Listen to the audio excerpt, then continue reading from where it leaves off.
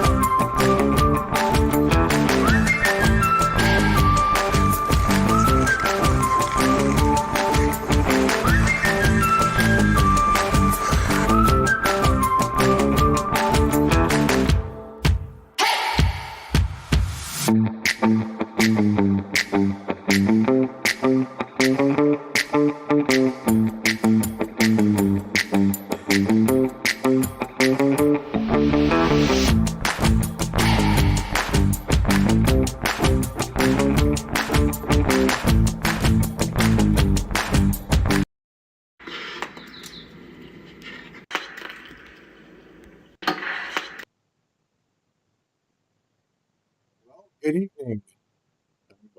Doing tonight with a guest from the Heavy Hockey Network. I guess we should call him the head writer, Ryan Lotsberg.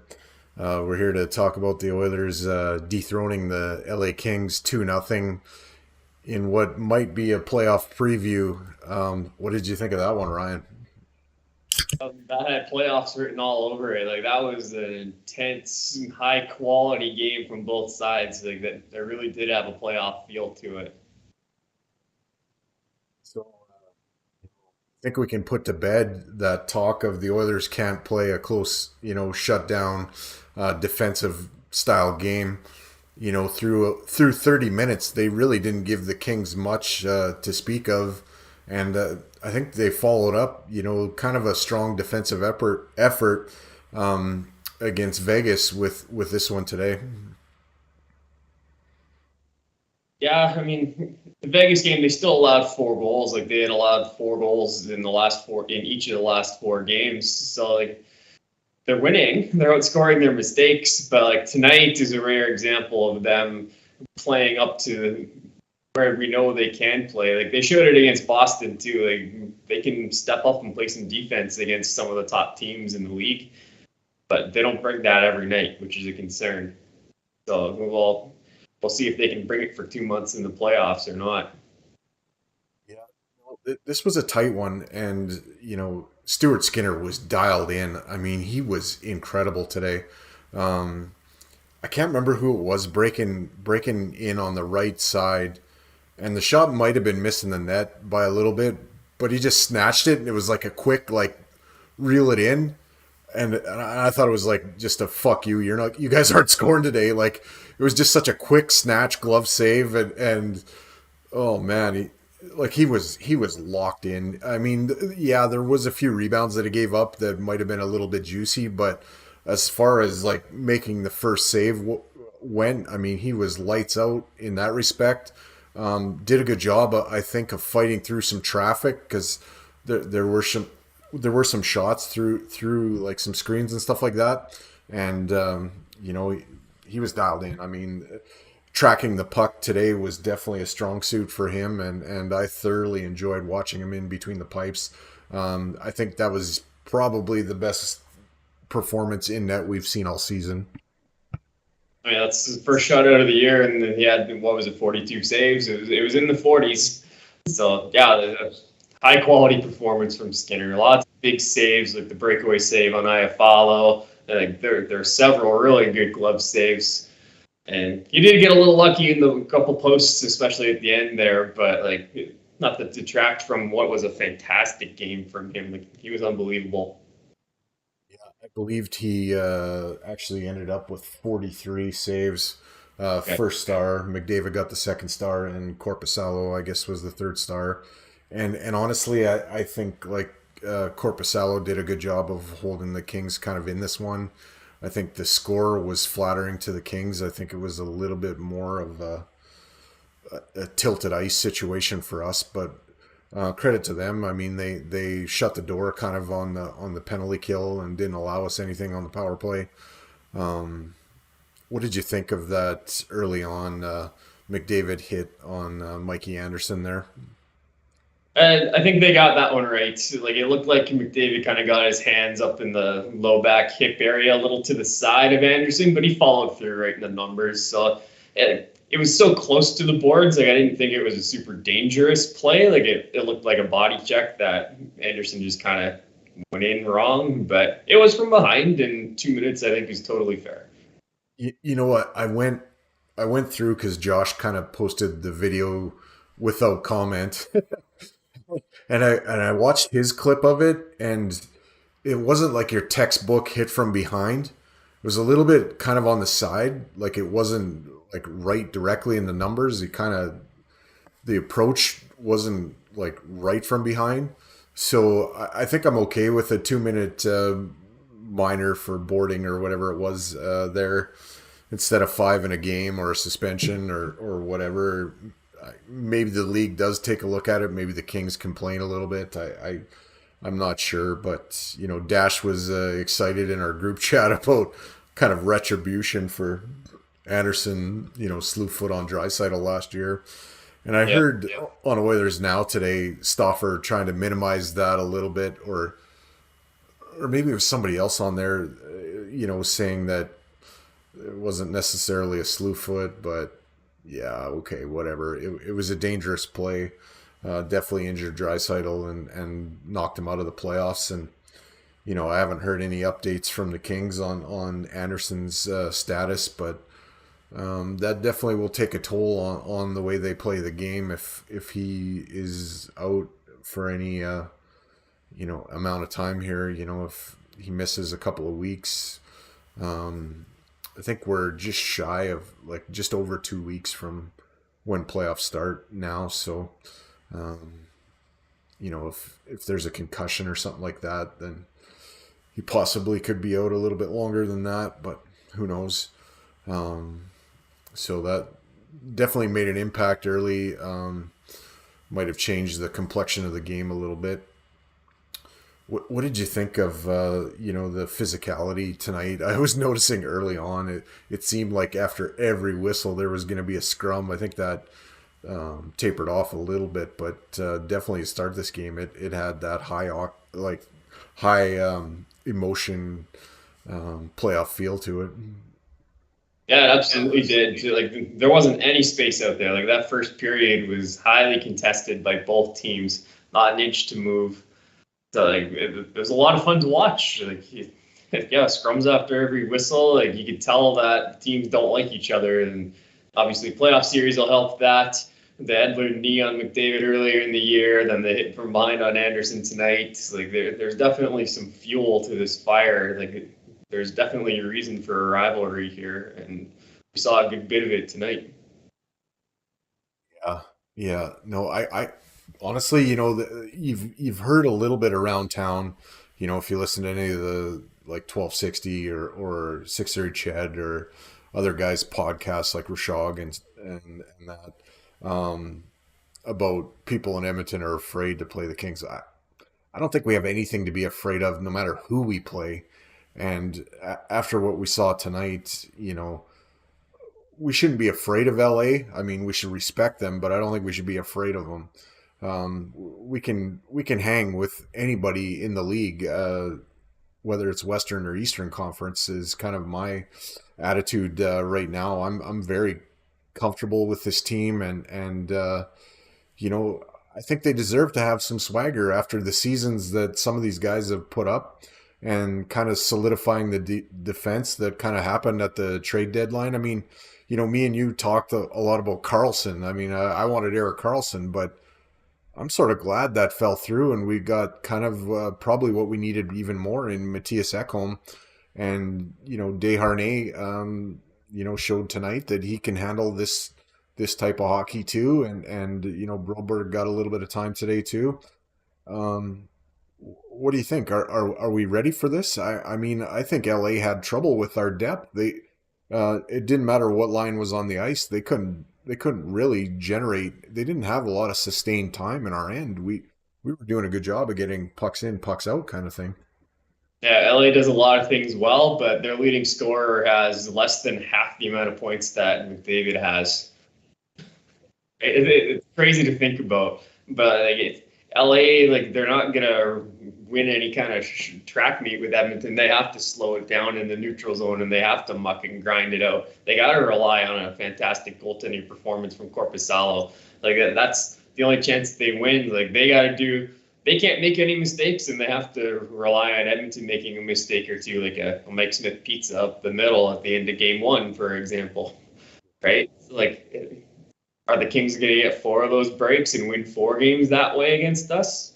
Hard to say, but odds are low. Glad Skinner, there was empty net and he was collecting some pucks behind our net. And I think for a second he thought, should I go for it? And he decided, nah, I need to preserve the shutout. But I think there was a little bit of that thought process of, uh, let's tee it up. Let's go for that empty net. But I'm glad he thought better of it. He's a pretty good puck handling goalie too, but just not the high risk that Mike Smith was, and I think we'll be better suited in the playoffs, with that kind of approach to it. Um, yeah, I mean, he's chasing down Grant Fuhr's, record for wins as a rookie. I mean, I guess it's kind of his rookie kind of extends over 2 years, but I mean, some of the stops he was making, it was reminiscent of Fuhr. I mean, that glove save for me was one, but in the third there, he made a kick save that you just don't see goalies make anymore, and preserve the shutout for himself. And I was kind of laughing at Ekholm there at the end of the game, swimming on the ice. Like, people make fun of Nurse, but I mean, he had no stick, and all he was doing was laying there trying to take up lanes and block bottom of the half or bottom of the net, almost like a kid that just, started playing in hot dogs or whatever, that lays down to play goalie. Like, take away the bottom of the net and go Yeah, you got to from make it there. hard on the guys. It's the best way you can. Sometimes you got to do what you got to do. Yeah. I think, the Kings traded away the Brendan Lemieux, one of their pests, and I kind of think they're going to regret that. Like, that guy, got under people's skin and could make people take penalties that they probably normally wouldn't want to, and all of that. Yeah, they gained some toughness, but I don't know.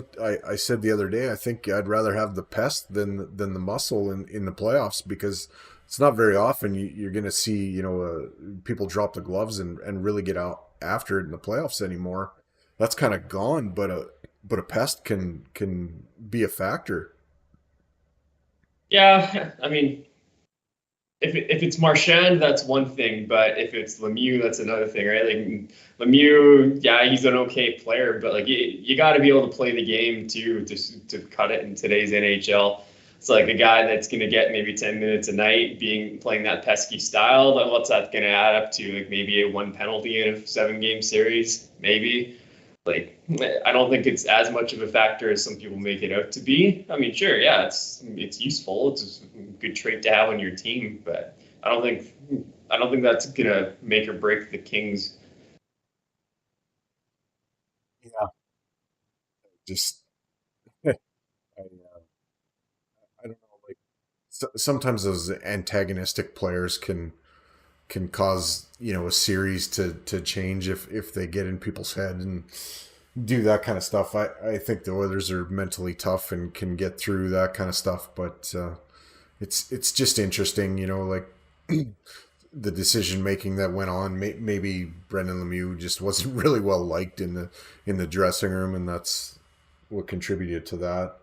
Um, so Draisaitl in back-to-back games has fed Evander Kane with just like sublime passes. I mean, I think he's the closest thing that we have in the NHL to like a former NBA player, Magic Johnson. He's just phenomenal. Like, the backhand ability, the you know timing, and to be able to it was basically a spinorama backhand pass to Kane for a one timer once again. Just unreal. Yamamoto again was the guy that got it to Draisaitl to be able to do it. Uh, That pass with from Yamamoto, what made tonight's pass even more special is that pass from Yamamoto was junk. Like that was like hip height. Dry had to knock that down and corral it, and then spin around and find Kane wide open. Like that was unbelievable. you know what? It might have been like an almost a no look pass from Yamamoto to Draisaitl as well. I He don't tried think to he force it really. in there. Like he got over the blue line. He's like, "Where's Leon?" Right? Like, I guess that's sort of reminiscent of Puliarvi and not wanting to handle the puck much at all. Just get it to McDavid or Draisaitl and let them work their magic. And I guess that's not a bad strategy to to have. But yeah, yeah, that's probably what I would do too in that situation. But easy to criticize from here. to LA. I mean, at the 10:45 mark of the second period, shots were 24-13 for the Oilers. And by the end of the game, I think LA ended up with 43 shots on net to like 37 or 38 for us. Um, but I mean, they were playing catch up, so they had to get a lot of pucks on net. But for half a game, really, we stifled them. They Yeah, had I a think hard shots time. were tied at the end of the first. So once again, we had a real strong second period. Maybe they weren't tied, but like they were close at the end of the first. But another real strong second period to set the tone for the rest of the game. I kind of laughed too. LA needed to. They're playing catch up. It's deep in the third period. I think there's like about 3 minutes left to go, and Kopitar's in our end. Nurse chases them back all the way to their red, like to the red line, like makes them go in full retreat to the red line, and they were in the zone. I mean, talk about defending. That's pretty good. Yeah, man to man, right? Yeah.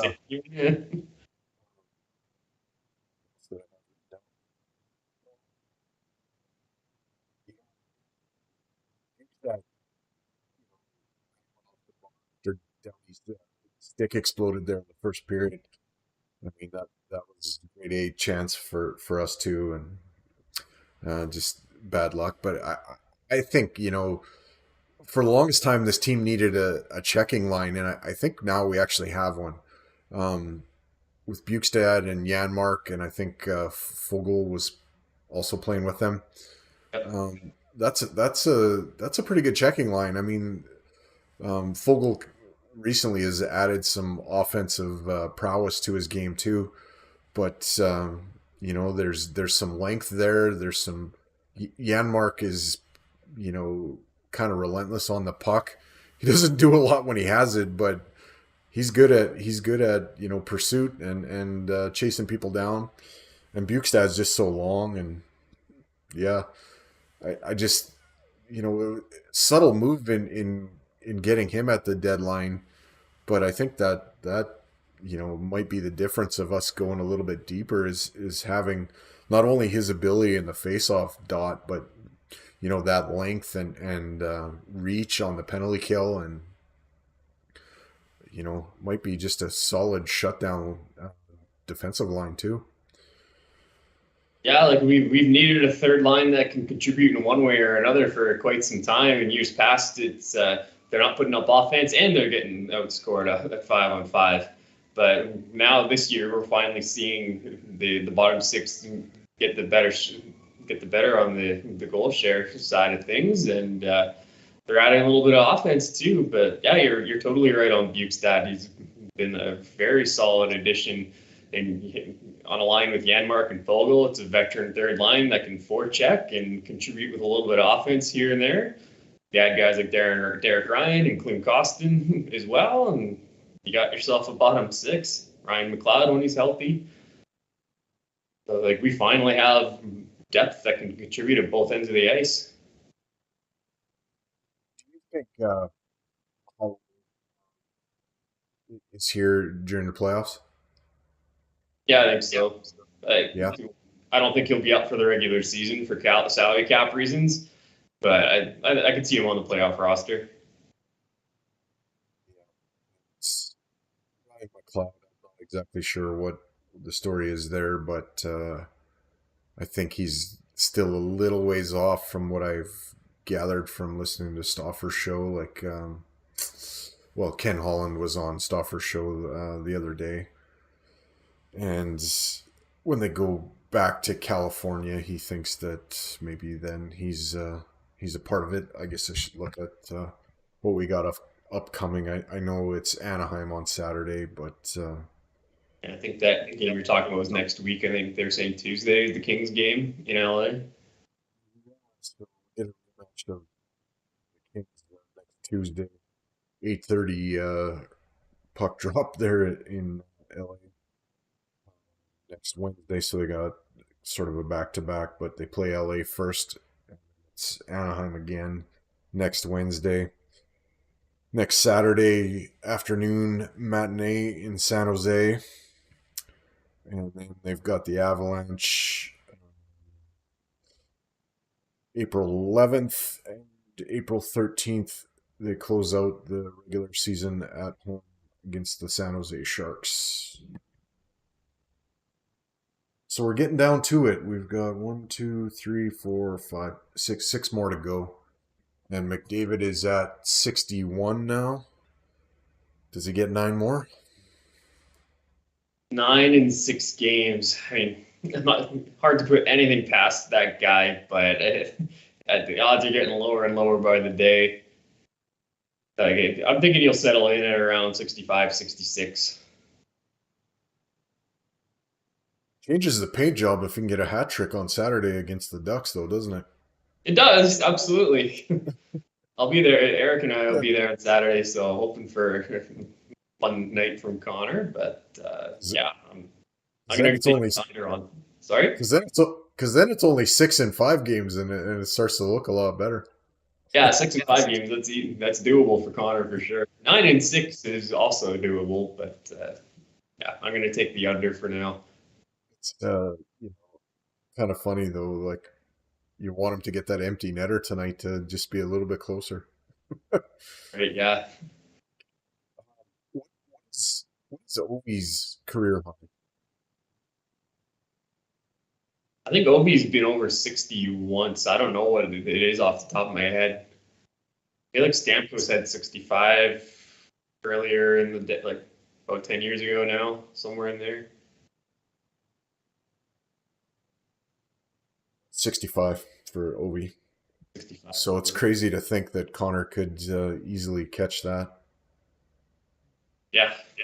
And Connor's the best at literally every offensive thing you can think of in the game right now. So yeah, and the question I guess then becomes is can Connor, pass Ovi once he's done? Uh, Even though Ovi might pass Wayne.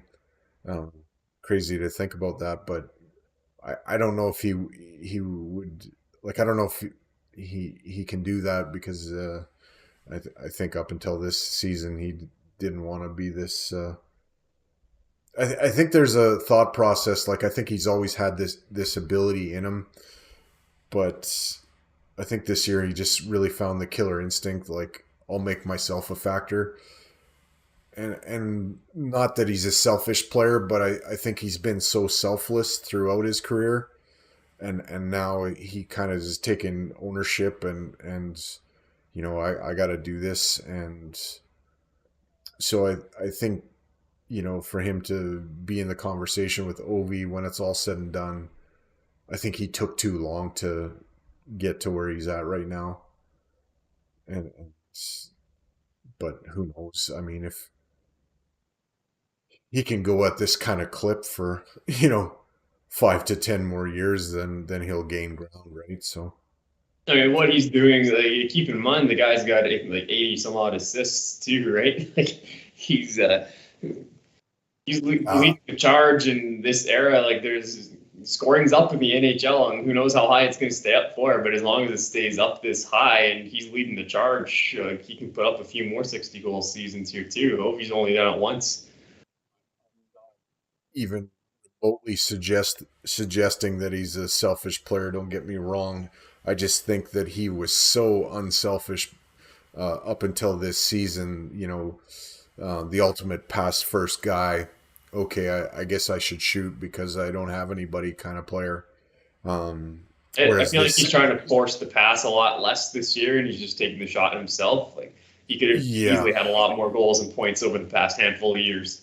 yeah. I mean, I think if he recognizes that somebody's got a better chance at scoring than him, then he'll still dish it. But he's making himself a factor, and I think that actually opens up his passing game too. Yeah. Credit to the Kings though for stifling us on the power play. Um, I'm not worried though that in a 7 game series that we're not going to score on the power play, but um, they gave us a little bit of trouble out there, and I think part of that comes with having Corpusalo make some good saves too. But yeah, it's nice to be able to win a game where you don't have to rely on the power play though. Like I mean that's a switch. Yeah, that's a change of pace for sure. I actually thought that if we went up 2-0 that it was going to become a blowout. So credit to LA actually for staying in it.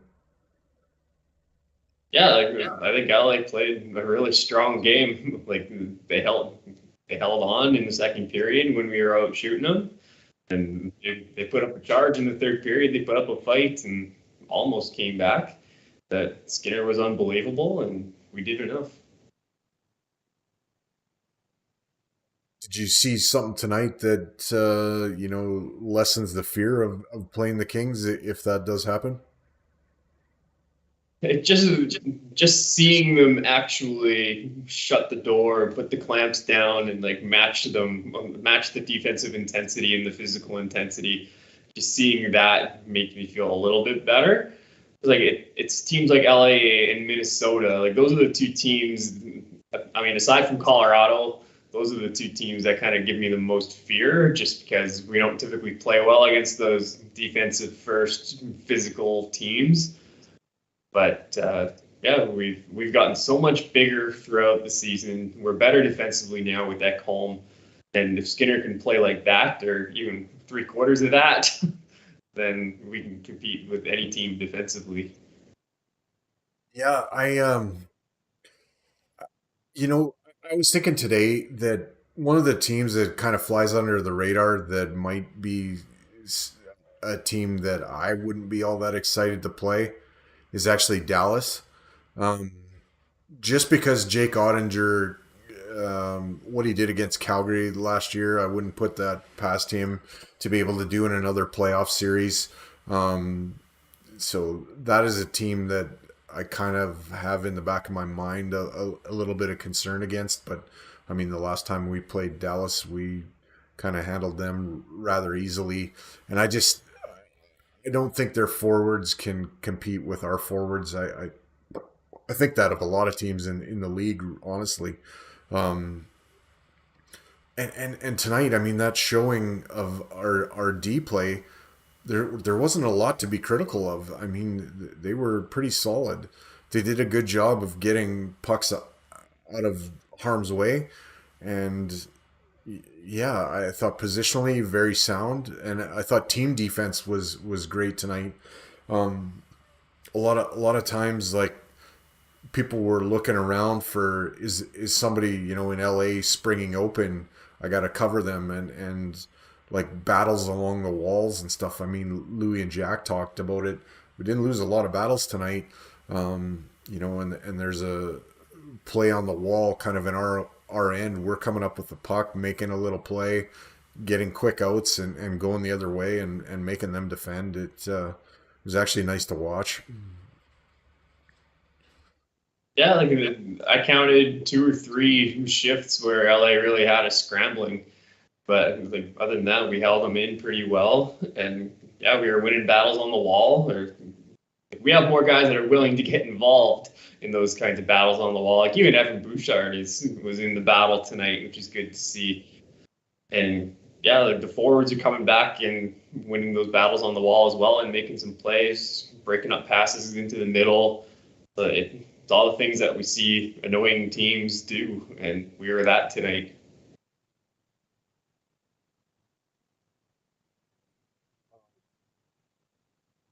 Any concerns out of this, or you're really content with it, kind of where I'm at? Yeah, no, I like where we sit right now. It's in those types of games, it would have been nice to see Bukestad bury that one. Like you'd like to see one from the bottom six, so you're not relying on McDavid, like a shorthanded breakaway from McDavid to give you some insurance, or like a sublime pass from Draisaitl, right? It's those two guys made the difference tonight. Like we have them for a reason, and like they do what they do, but we can't rely on that all the time either. Like I mean, that's the only thing, but it's hard to be critical.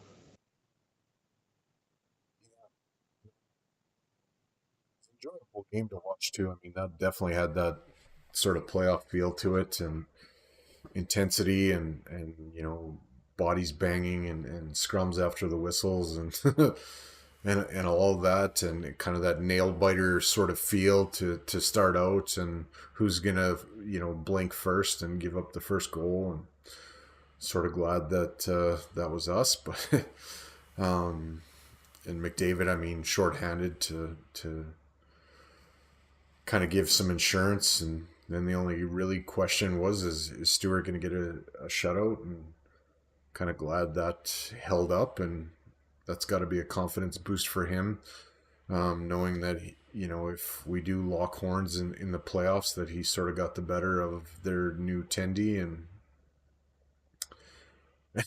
I was thinking too, Corpusalo, man, he reminds me of the Undertaker. he, he he looks like the Undertaker, kind of in a sort of skinnier, smaller version. But That hair, I was thinking about that hair in his mugshot at the start of the game. he's a good looking guy, not gonna lie. Yeah. And good to see like Evander Kane scoring in back-to-back games, and kind of starting to get his confidence going. I mean, that guy can be a force if he starts to feel it too. Can he work his way up to 20 goals? He's got 5 to go in the next 6 games, right? Yeah, I mean, it seems like Woodcroft's strategy too is if there's an empty net situation, he either has Draisaitl, Kane, or McDavid kind of out there to. I don't know if it's Pat's, stat padding, or just trying to put the final nail in the coffin with some of your best shooters. But I've noticed that they're usually the guys that are out there in those situations. I mean, yeah, you got to go with your best guys in those situations. Big games, you want big moments, you want your best out there. And like they can certainly put the nail in the coffin with that insurance goal, given the chance.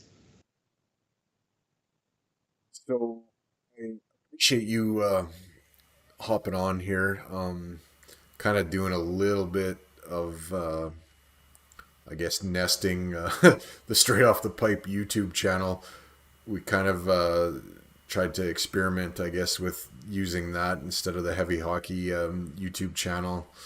So these kind of get streamed to Straight Off the Pipe YouTube, Heavy Hockey's Twitter account, and my own Facebook if it works.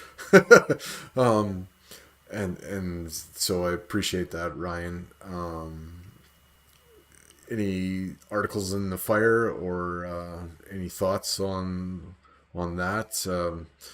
I think I'm probably going to write something here right away about kind of you know feeling like a kid at Christmas, excited for the playoffs. But what do you got? Yeah, I haven't had much going on in the hopper recently. Some personal stuff happening, but yeah, I'll get back into writing in the next little while here. I hope to get an article or two out before the playoffs start, and yeah, hopefully bring you lots of content during the playoffs as well. hopefully there'll be lots for me to write about over the next couple months. Lots of games to talk about. I guess I should take this opportunity to say thanks for carrying me to a trophy in the heavy hockey showdown.